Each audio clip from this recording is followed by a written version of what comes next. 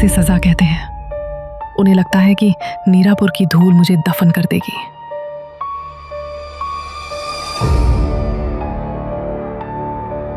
लेकिन मेरा जन्म इसी धूल में हुआ था।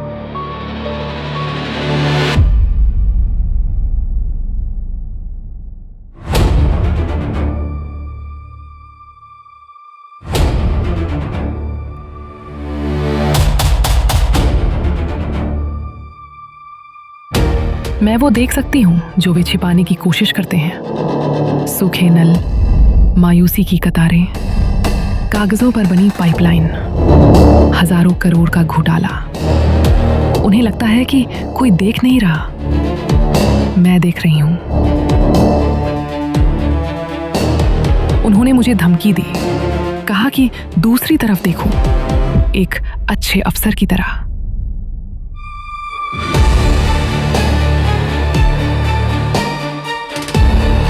लेकिन एक अच्छा अफसर प्यास के साथ सौदा नहीं करता।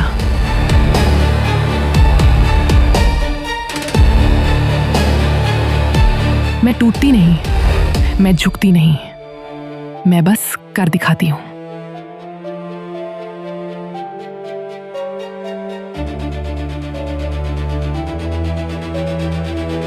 मेरा नाम अनन्या मिश्रा है और मैं यहां टिकने के लिए आई हूं।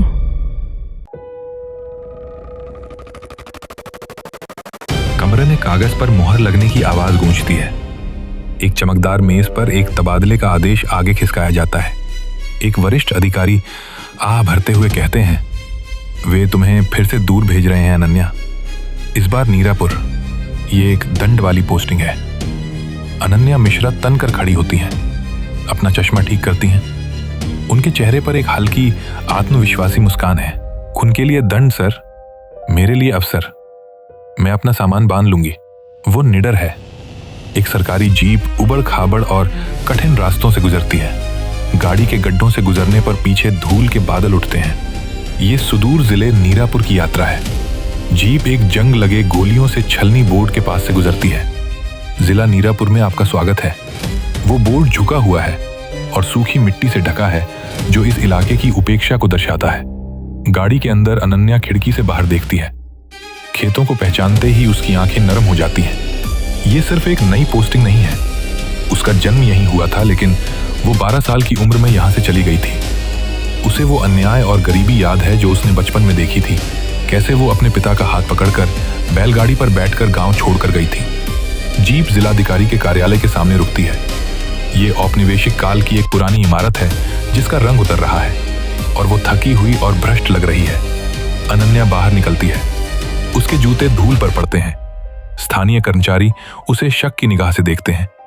वे उन अधिकारियों के आदी हैं जो दबाव में झुक जाते हैं, न कि उसके जैसे किसी व्यक्ति के। अपने कैबिन के अंदर वो मेज पर अपनी नाम की तख्ती रखती है, अनन्या मिश्रा IAS। वो लकड़ी को छूती है, खुद को स्थिर करती है। वो यहाँ काम करने आई है, राज करने नहीं। कुछ दिन बीत जाते हैं। अनन्या परिसर में एक बड़े पेड़ के नीचे जनता अदालत लगाती है। गांव वाले भीड़ लगाते हैं, इस सीधे तरीके से हैरान है। एक बुजुर्ग महिला रोते हुए एक जमीन के विवाद के बारे में बताती है। अनन्या ध्यान से सुनती है, सिर हिलाती है। हम इसका समाधान आज यहीं करेंगे, अनन्या दृढ़ता से घोषणा करती है। कर्मचारी फाइलें लाने के लिए दौड़ते हैं। अनन्या तेजी से आदेशों पर हस्ताक्षर करती है। वो सालों से लटके हुए छोटे मामलों को मिनटों में सुलझा देती है, जिससे स्थानीय लोगों के लिए जीत की स्थिति बन जाती है। गांव वाले आपस में फुसफुसाते हैं, ये कौन है? वो बिजली की तरह काम करती है। उनमें से कोई भी उस छोटी लड़की को नहीं पहचानता जो सालों पहले चली गई थी। उसकी पहचान सुरक्षित रहती है। अनन्या देर रात तक काम करती है। वो जानती है कि अपनी जड़ों को उजागर करने से वो स्थानीय राजनेताओं के लिए एक निशाना बन जाएगी। उसे शहर से आई एक अनजान अधिकारी बनकर रहना होगा। अगली सुबह सूरज अभी उग ही रहा है। अनन्या ट्रैक सूट में सुबह की सैर के लिए जाती है। घुलने मिलने के लिए वो अपना सिर थोड़ा ढक लेती है। जैसे ही वो एक मोड़ मुड़ती है, शांति भंग हो जाती है। इंजनों की दहाड़ हवा में गूंजती है। वो रुकती है, निरीक्षण करने के लिए एक पेड़ के तने के पीछे छिप जाती है। जंग लगे टपकते पानी के टैंकरों का एक काफिला गुजरता है। 1, 2, 10। ये धूल उड़ाते टैंकरों की एक अंतहीन कतार है। अनन्या के माथे पर बल पड़ते हैं। इतने सारे टैंकर क्यों? क्या कोई आपूर्ति नहीं है? वो सड़क किनारे चाय की एक छोटी दुकान की ओर बढ़ती है जहां केतली से धुआं उठ रहा है। वो लकड़ी की बेंच पर बैठती है। एक चाय बाबा, वो बूढ़े दुकानदार से कहती है। और मुझे बताओ, क्या यहां सूखा पड़ा है? टैंकर क्यों? उसके बगल में चाय की चुस्की ले रहा एक बूढ़ा आदमी कड़वाहट से हंसता है। सूखा नहीं मैडम, ये टैंकर राज है।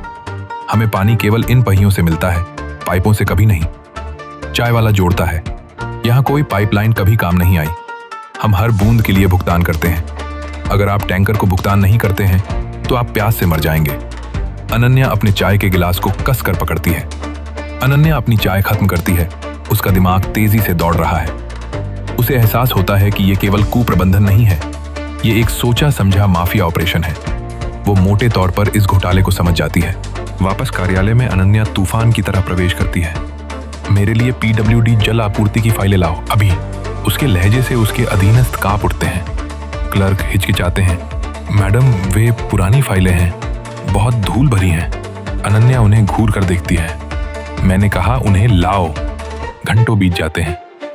अनन्या धूल भरी फाइलों के ढेर से घिरी हुई है।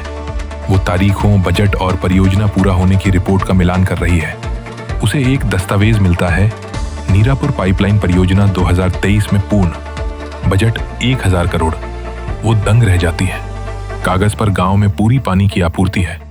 वो गहराई से जांच करती है। ठेकेदार कबीर सना, मंजूरी देने वाला अधिकारी मुख्य अभियंता श्री दौलत, स्थानीय मंत्री अमन सना। अनन्या नोटपैड पर कड़ियों को जोड़ती है। अमन सना मंत्री है, कबीर सना उसका भाई है जो टैंकरों का मालिक है। ये एक पारिवारिक धंधा है। वो खलनायक की कल्पना करती है। मंत्री अमन सना, वो एक आलीशान हवेली में बैठा है, सफेद कपड़े पहने हुए, हंसते हुए नकदी गिन रहा है। वो इसका सूत्रधार है। वो कठपुतली की कल्पना करती है। श्री दौलत, पीडब्ल्यूडी इंजीनियर, एक घबराया हुआ आदमी जो मंत्री द्वारा सामने रखे गए किसी भी कागज पर हस्ताक्षर कर देता है। वो बाहुबली की कल्पना करती है। कबीर सना भाई, वो धूप का चश्मा पहने पानी के टैंकर के पास खड़ा है, एक गुंडे जैसा दिख रहा है। अनन्या फाइल को जोर से बंद करती है। उन्होंने कागज पर पाइप बिछाए, पैसे चुराए और अब गांव वालों को अपने ही टैंकरों से पानी खरीदने के लिए मजबूर कर रहे हैं। वो अपने कार्यालय में टहलती है। वो उन्हें सीधे गिरफ्तार नहीं कर सकती। उनके पास राजनीतिक सुरक्षा और पैसा है। उसे इसे सार्वजनिक रूप से उजागर करना होगा। वो अपना फोन उठाती है। हेलो रवि, मैं अनन्या बोल रही हूँ। मेरे पास तुम्हारे लिए एक कहानी है, एक बहुत बड़ी कहानी। अपने कैमरे ले आओ। वो अपने मीडिया मित्रों को फोन करती है। मुझे कल सुबह ब्रेकिंग न्यूज चाहिए। 1000 करोड़ का जल घोटाला। मैं तुम्हें जगह बता दूंगी। वो पत्रकार को पूरी कहानी सुनाती है। नीरापुर में रात हो जाती है। मंत्री की हवेली महल की तरह जगमगा रही है, जो गांव की अंधेरी झोपड़ियों के बिल्कुल विपरीत है। मंत्री अमन सना शराब का लुत्फ उठा रहे हैं। नई डीएम सक्रिय है। उनका सहायक चेतावनी देता है। अमन हंसता है। उसे खेलने दो, उसका जल्द ही तबादला हो जाएगा। अनन्या घर पर है, गांव के नक्शे को देख रही है। वो कागजी पाइपलाइन के रास्तों पर गोला बनाती है। वो घात लगाने की तैयारी कर रही है। अगली सुबह होती है। पीडब्ल्यूडी कार्यालय पर सूरज उगता है। ये एक सामान्य दिन जैसा लगता है, लेकिन मुसीबत आने वाली है। अचानक कई मीडिया वैन पीडब्ल्यूडी कार्यालय के सामने चीखती हुई रुकती हैं। रिपोर्टर माइक्रोफोन और कैमरों के साथ बाहर कूदते हैं। एक रिपोर्टर कैमरे में चिल्लाता है, ताजा खबर, 10,000 करोड़ की पाइपलाइन जो मौजूद ही नहीं है। नीरापुर में एक बड़े घोटाले का पर्दाफाश। कार्यालय के अंदर श्री दौलत टीवी को खौफ से देखते हैं। उनका चेहरा पीला पड़ जाता है। समाचार में वे दस्तावेज दिखाए जा रहे हैं जो अनन्या को मिले थे। मीडिया पीडब्ल्यूडी मुख्य अभियंता के कैबिन में घुस जाती है। श्रीमान दौलत, पानी कहाँ है? पैसा कहाँ है? वे उनके चेहरे पर माइक लगा देते हैं। अनन्या अपने कार्यालय से कॉफी पीते हुए सीधा प्रसारण लाइव टेलीकास्ट देख रही है। वो छिपी रहती है। वो चाहती है कि वे घबरा जाएं। मंत्री अमन सना को फोन आता है। वो टीवी चालू करता है। वो अराजकता देखता है। वो अपना गिलास दीवार पर दे मारता है। ये किसने लीक किया? मंत्री दौलत को फोन करता है। मेरी बात सुनो, इल्जाम अपने ऊपर ले लो। मैं तुम्हें 1 महीने में बाहर निकाल लूंगा। अगर तुमने मेरा नाम लिया तो तुम मारे जाओगे। धमकी ठंडी है। दौलत पसीने से तरबतर है। पुलिस आती है। श्रीमान दौलत, आपको गबन के आरोप में गिरफ्तार किया जाता है। मंत्री अपनी हवेली से बाहर निकलते हैं ताकि वहां जमा मीडिया को संबोधित कर सकें। वो तुरंत गुस्से से चिंता में अपना चेहरा बदल लेते हैं। एक माहिर अभिनेता। मंत्री मीडिया से कहते हैं, मैं स्तब्ध हूं। मैंने अधिकारी दौलत पर भरोसा किया। उसने नीरापुर के लोगों को धोखा दिया है। मैं सख्त कार्रवाई सुनिश्चित करूंगा। अनन्या टीवी पर मंत्री को देखती है। उसकी मुस्कान फीकी पड़ जाती है। वो इंजीनियर को बलि का बकरा बना रहा है। वो शरीर को बचाने के लिए खराब अंग को काट रहा है। मंत्री जारी रखता है, मैं वादा करता हूं, मैं व्यक्तिगत रूप से पाइपलाइन को पूरा होते हुए देखूंगा। 1 महीने के भीतर पानी बहेगा। भीड़ जयकार करती है। अनन्या खड़ी हो जाती है। उसकी योजना काम कर गई, लेकिन विफल भी रही। भ्रष्टाचार उजागर हो गया है, लेकिन सरगना ने इसे अपने प्रचार में बदल दिया है। दौलत को पुलिस वैन में खींच लिया जाता है। वो कैमरे की ओर देखता है, फिर नीचे। उसने बलि का बकरा बनना स्वीकार कर लिया है। अनन्या पुलिस अधीक्षक से मिलती है। सर, हमें मंत्री से पूछताछ करनी चाहिए। एसपी ने सिर हिलाया। कोई सबूत नहीं है अनन्या, दौलत ने कबूल कर लिया है। वापस गांव में मंत्री के आदमी पहले से ही टैंकरों से मुफ्त पानी बांट रहे हैं और चिल्ला रहे हैं, मंत्री अमन सना जिंदाबाद। अनन्या गांव से गुजरती है। वो मंत्री के पोस्टर लगते हुए देखती है। वो एक नायक बन रहा है। वो फुसफुसाती है। वो अपनी मेज पर लौटती है। वो एक गुप्त दराज खोलती है और एक नई नोटबुक निकालती है। ये अभी खत्म नहीं हुआ है, ये बस शुरू हुआ है। वो लिखती है, लक्ष्य, पाइपलाइन की हकीकत। वो जानती है कि वो 1 महीने में असली पाइपलाइन नहीं बिछा सकता। वो किसी चाल की योजना बना रहा है। मंत्री अपने बंकर में दिखाई देता है। जंगल के एक नक्शे को देख रहा है। वो एक कुटिल मुस्कान हंसता है। चलो उन्हें पानी देते हैं, मेरे तरीके से। अनन्या अपने कार्यालय की बालकनी से सूर्यास्त को घूर रही है। नीरापुर पर धूल जमने लगती है। रणभेरी बच चुकी है। 1 हफ्ता बीत चुका है। नीरापुर गांव एक निर्माण स्थल में बदल गया है। ट्रक दिन रात पाइप उतार रहे हैं। मंत्री अपने सबूत मिटाने के लिए आकाश पाताल एक कर रहे हैं। मंत्री अमन सना मिट्टी के ढेर पर खड़े हैं। उन्होंने सुरक्षा टोपी पहनी है और कैमरों के लिए नक्शों की ओर इशारा कर रहे हैं। हम 24 घंटे काम करते हैं। जब तक नीरापुर को पानी नहीं मिल जाता, कोई नहीं सोएगा। वो गरजते हैं। अनन्या मिश्रा अपनी जीप से देख रही है, जो थोड़ी दूरी पर खड़ी है। वो काम की गति देखती है। ये बहुत तेज है। वो अपने ड्राइवर से बड़बड़ाती है, गुणवत्ता में समय लगता है, ये एक दिखावा है। अनन्या साइट का निरीक्षण करती है। वो पाइप की गुणवत्ता की जांच करती है। ये सामान्य पाइप है, वो नोट करती है। वो काम नहीं रोक सकती क्योंकि कागजों पर वो अपना वादा पूरा कर रहा है। निर्माण स्थल पर रात का समय, जब मजदूर सो रहे होते हैं, एक काले ट्रक में एक विशेष टीम आती है। वे पाइप नहीं बिछा रहे हैं। वे जंगल के किनारे के पास एक गहरी सुरंग खोद रहे हैं। कबीर सना, मंत्री का भाई, इस गुप्त खुदाई की निगरानी कर रहा है। और गहरा, बंकर को अदृश्य होना चाहिए। वो फोरमैन को आदेश देता है। ये इस घोटाले का दिल है। दिन हफ्तों में बदल जाते हैं। पाइपलाइन गांव के केंद्र तक पहुंच जाती है। मंत्री ने हर जगह बैनर लगा दिए हैं, अमन सना पानी का मसीहा। अनन्या अपने कार्यालय में बैठी है, निराश है। फाइलें साफ हैं, काम दिखाई दे रहा है। गांव वाले मंत्री की तारीफ करने लगे हैं। उसने एक घोटाले को एक अभियान में बदल दिया। वो आह भरती है। उद्घाटन का दिन आ गया है। एक विशाल मंच बनाया गया है। ढोल बज रहे हैं। पूरा गांव इकट्ठा हो गया है, अपने सबसे अच्छे कपड़ों में। हवा में उम्मीद है। मंत्री अमन सना एक सफेद एसयूवी में आते हैं। एक फिल्म स्टार की तरह हाथ हिलाते हैं। लोग उनका नाम जपते हैं। उन्होंने भ्रष्टाचार के आरोप की याद को सफलतापूर्वक मिटा दिया है। अनन्या भीड़ के पीछे खड़ी है, वर्दी में। डीएम के तौर पर उसे वहां मौजूद रहना ही है। उसका चेहरा भावहीन है। वो भारी मन से ग्रामीणों की मासूम उम्मीद को देखती है। मंत्री माइक लेते हैं। उन्होंने कहा कि मैं भ्रष्ट था। उन्होंने कहा कि मैंने चोरी की, लेकिन आज देखो, तुम्हारे लिए गंगा कौन लाया? मैं लाया। भीड़ शोर मचाती है। वो मंच पर लगे विशाल औपचारिक नल के पास एक बूढ़ी ग्रामीण महिला को बुलाता है। माताजी, नल खोलिए, पानी बहने दे। बूढ़ी महिला नल घुमाती है। साफ पानी की एक तेज धारा फूट पड़ती है। भीड़ खुशी से चिल्लाती है। लोग रो रहे हैं। उन्हें लगता है कि उनकी पीड़ा खत्म हो गई है। अनन्या पानी को देखती है। ये असली है। कैसे? वो सोचती है। अगर वो उन्हें पानी देता है तो उसका टैंकर का धंधा खत्म हो जाएगा। इसमें क्या पेंच है? उत्सव देर रात तक चलता है। मुफ्त खाना, संगीत और नृत्य। आज रात मंत्री नीरापुर का बेताज बादशाह है। इस बीच मीलों दूर घने जंगल में गुप्त बंकर तैयार हो गया है। इसे छलावरण वाली जाली और नकली झाड़ियों से ढका गया है। नंगी आंखों से यह अदृश्य है। बंकर के अंदर यह आश्चर्यजनक रूप से आधुनिक है। बिजली के पैनल, दबाव मापने वाले मीटर और मुख्य विशाल पाइप पर एक बड़ा लाल पहिए वाला वॉल्व। कबीर सना अंदर है। वो अपना फोन चेक करता है। समारोह खत्म हो गया भाई, क्या मैं इसे काट दूं? वो संकेत का इंतजार कर रहा है। मंत्री की हवेली में अमन सना अपनी अध्ययन कक्ष में अकेले हैं। वो अपनी मेज में एक गुप्त पैनल खोलता है। वहां एक डिजिटल टैबलेट लगा है। स्क्रीन पर दिखता है मुख्य आपूर्ति वाल्व खुला है। मंत्री मुस्कुराता है। उन्हें 2 दिन मजे करने दो, फिर हम लगाम कसेंगे। 2 दिन बाद सुबह गांव की महिलाएं घड़े लेकर सार्वजनिक नलों पर जमा होती हैं। वे नल घुमाती हैं, पानी बहता है। वे खुश हैं। अचानक प्रवाह लड़खड़ाता है। ये एक पतली धार में बदल जाता है।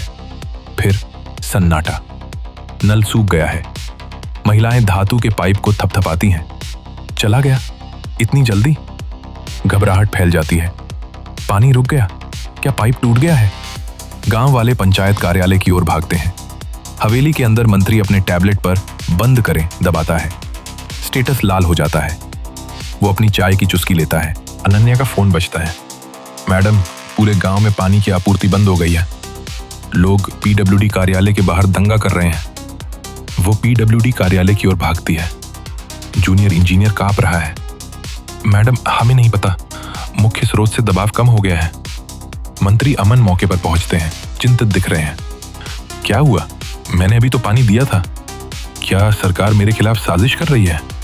वो पीड़ित होने का नाटक करता है। वो ग्रामीणों की ओर मुड़ता है। मेरे भाइयों, राज्य सरकार ने 24 घंटे का आपूर्ति कोटा जारी नहीं किया है। मैं आप लोगों के लिए लड़ रहा हूं, लेकिन अभी के लिए हमारे सामने एक समस्या है। वो जारी रखता है। जब तक मैं इसे राजधानी से ठीक नहीं करता, मैंने अपने भाई कबीर को टैंकरों को फिर से शुरू करने के लिए कहा है, छूट पर। मैं तुम्हें प्यास से मरने नहीं दूंगा। गांव वाले सिर हिलाते हैं। मंत्री कोशिश कर रहे हैं, ये सरकार की गलती है। वे झूठ का शिकार हो जाते हैं।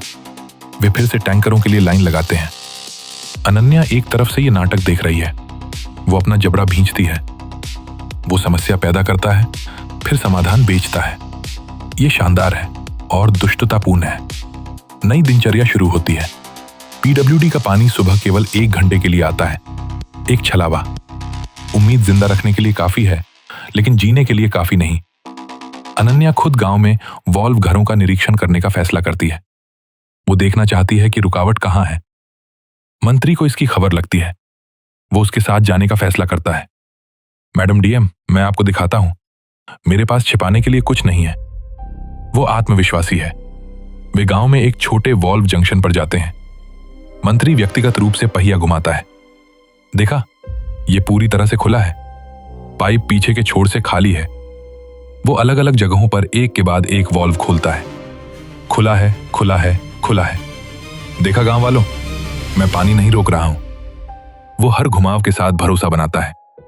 अनन्या मुख्य शहर के इनलेट पर दबाव मीटर की जांच करती है। ये 0 बताता है। रुकावट यहां नहीं है, ये गांव के बाहर है, वितरण नेटवर्क से पहले। वो फिर से नक्शे को देखती है। पाइपलाइन नदी से घने जंगल के माध्यम से गांव तक आती है। जंगल, वो फुसफुसाती है। मंत्री उसे जंगल की दिशा में देखते हुए पकड़ लेता है। उसकी आंखें 1 सेकंड के लिए चमकती हैं। डर या चेतावनी? खतरनाक जगह है मैडम, बाघ, दूर रहें।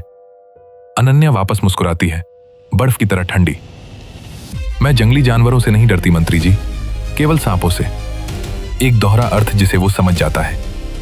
उस रात अनन्या सो नहीं पाती। 1 घंटे की आपूर्ति बहुत ही सटीक है। ये कोई रुकावट नहीं है, ये एक स्विच है। कोई इसे बंद कर रहा है। अगली सुबह वो जल धन आवास योजना शुरू करती है। अगर वो आपूर्ति ठीक नहीं कर सकती तो वो भंडारण ठीक करेगी। हर घर को 500 लीटर की टंकी मिलेगी। 1 घंटे का पानी जमा करें। टैंकरों से खरीदना बंद करें। वो खुद पर्चे बांटती है।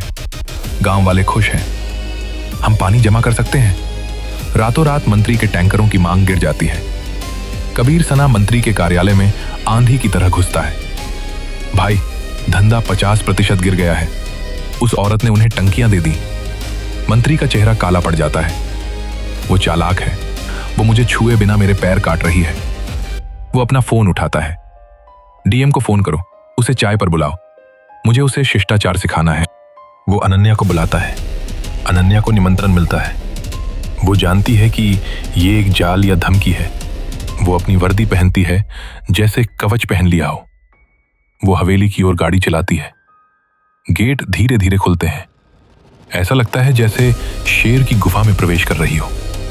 मंत्री अपने बगीचे में उससे मिलता है।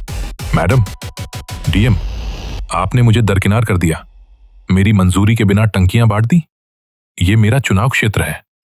ये एक आपातकालीन योजना थी मंत्री जी। लोग प्यासे थे। अनन्या शांति से जवाब देती है। वो खड़ा होता है, उसके करीब आता है। तुम नहीं हो। तुम्हें नहीं पता कि यहां चीजें कैसे काम करती हैं। नायक मत बनो। नीरापुर में नायक जल्दी मर जाते हैं। माफी मांगो और मैं इसे भूल जाऊंगा। वो मांग करता है। वो समर्पण चाहता है। अनन्या गणना करती है। उसे समय चाहिए। उसे वॉल्व ढूंढना है। मैं माफी मांगती हूं मंत्री जी, मुझे आपसे सलाह लेनी चाहिए थी। वो झुकने का नाटक करती है। मंत्री हंसता है, उसके कंधे को थपथपाता है। अच्छा अच्छा, मेरे साथ काम करो, मेरे खिलाफ नहीं। उसे लगता है कि वो जीत गया। जैसे ही अनन्या निकलती है, वो गैराज पर एक नजर डालती है। वो काले शीशे वाली एसयूवी देखती है। टायरों पर कीचड़ लगा है। ताजा लाल मिट्टी। लाल मिट्टी, वो सोचती है। वो मिट्टी केवल जंगल की गहराई में पाई जाती है।